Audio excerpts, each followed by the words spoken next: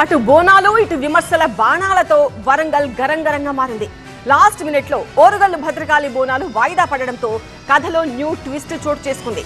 ఇది ఆచారం వర్సెస్ అపచారం గొడవ లేక రాజకీయం ఇలా రచ్చకెక్కిందా?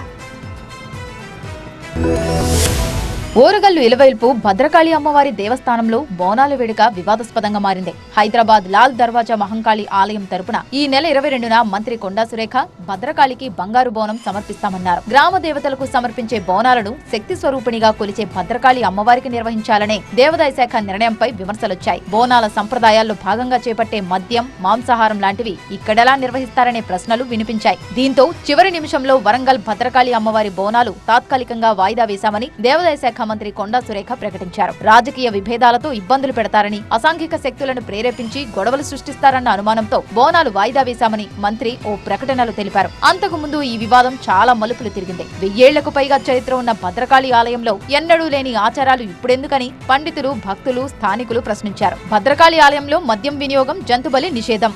ఆలయంలో గతంలో ఎన్నడూ బోనాల వేడుక నిర్వహించలేదు. కానీ ఇక్కడ భద్రకాళి అమ్మవారి దగ్గరనైతే బోనాలంటే ఎప్పుడూ లేదు కదా. లేనిది సంప్రదాయం మళ్ళీ ఎందుకు ఇప్పుడు?